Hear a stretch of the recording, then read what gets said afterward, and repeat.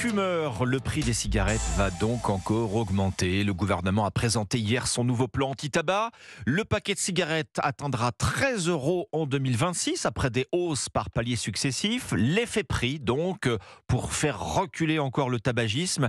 Quel effet pour les buralistes? On leur donne la parole ce matin sur Europe 1. Et avec votre invité Alexandre Lemaire, Philippe Coy, qui est le président de la Confédération des buralistes. Bonjour Philippe Coy. Bonjour. Le prix des cigarettes va donc passer à 12 € le paquet en 2025, il sera à 13 € minimum en 2026.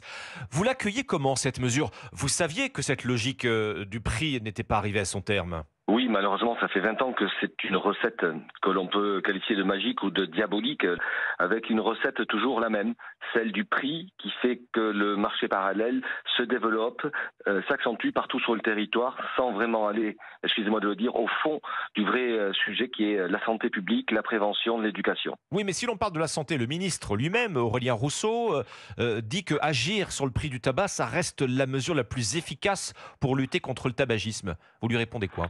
Je lui réponds que fausse vraie idée, parce que depuis 20 ans, c'est la même recette.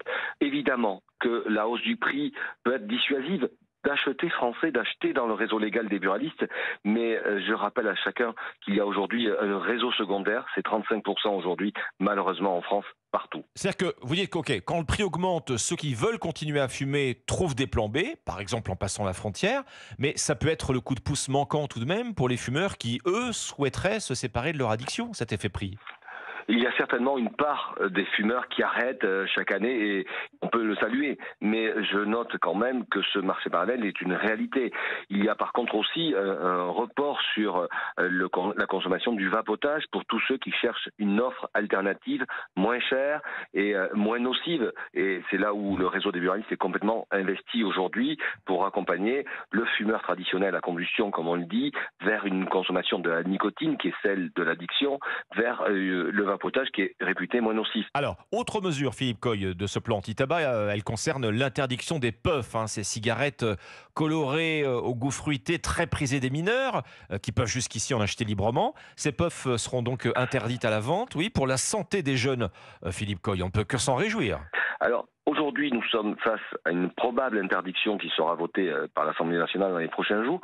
Ça prouve bien que cette catégorie-là doit être encadrée, réglementée. C'est la distribution de la nicotine.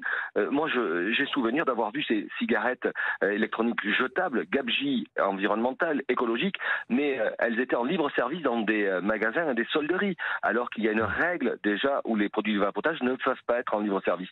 Donc, s'il n'y a pas de règles, de réglementation, d'application, voilà où on en arrive à des dérives et malheureusement un public qui a accès à ces produits. Bien, nous parlons avec vous de santé publique, de lutte contre le tabagisme. Philippe Coy, vous qui représentez les buralistes, on ne va pas se le cacher, on parle aussi de la perte de revenus pour les bureaux de tabac. Or, vous n'avez pas attendu ce nouveau plan anti-tabac du gouvernement pour diversifier vos sources de revenus. Aujourd'hui, quand on va dans un bureau de tabac, on trouve bien d'autres choses que des cigarettes, d'autres produits et puis des services, paiement de proximité des impôts, vous vendez des billets de train. Vous avez raison de signaler que la profession n'est pas restée immobile ces dernières années. Elle a pris son destin en main, si je peux le dire ainsi, face aux baisses conséquentes des volumes de tabac, notamment accélérées par le marché parallèle. Donc notre métier de commerçant de proximité, nous le valorisons dans tous les territoires, que ce soit les quartiers comme les zones urbaines, rurales, parce que nous avons aujourd'hui 10 millions de Français qui nous fréquentent. Nous avons 23 300 entrepreneurs qui s'investissent et qui portent ce lien social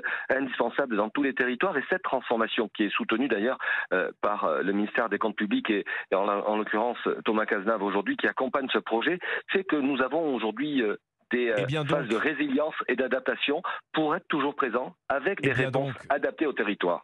Oui, vous l'avez la solution alors pour compenser la baisse des ventes de cigarettes, Philippe Coy. Mais on a l'adaptation pour être des commerçants d'utilité locale, être ce drugstore du quotidien des Français. Mais néanmoins, mon métier originel, mon ADN, la valeur du réseau des buralistes, c'est la distribution du tabac ou de la nicotine. Et je rappelle que le tabac est un produit légal et que je le vends sous le monopole de l'État français. On en parlait dès lundi sur Europe 1. Vous allez bientôt être autorisé également à vendre des munitions de chasse. Il y a de moins en moins d'armureries en France. Vous allez récupérer une bonne partie de la clientèle des chasseurs, Philippe Coy.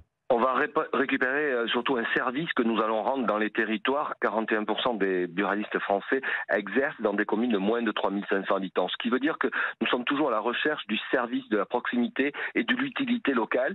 C'est une proposition qui vient du ministère de l'Intérieur, que j'ai discuté avec la Fédération des chasseurs et qui va se mettre en place au premier trimestre 2024 en concertation avec toutes les parties prenantes pour amener une proximité à ce service, parce que nous sommes les yeux, les oreilles et le lien de tout territoire. C'est une évolution, je dirais, obligatoire pour notre métier, mais aussi au contact des populations. Bon, une mesure que vous accueillez bien, ce n'est pas le cas de tout le monde, hein. Les armuriers disent c'est une hérésie, les bureaux de tabac sont souvent cambriolés, ils n'ont pas les mêmes moyens de protection dans leur magasin qu'une armurerie. Et puis on entend aussi le comité contre le tabagisme s'étonner et dire mais comment on va laisser les buralistes vendre des cartouches de chasse alors que, et ça c'est le chiffre du comité contre le tabagisme, que 2 buralistes sur 3 continuent de vendre illégalement des cigarettes aux mineurs. Écoutez, je ne suis pas là pour commenter ce genre de polémique, je suis là pour faire des propositions utiles, efficaces et concrètes.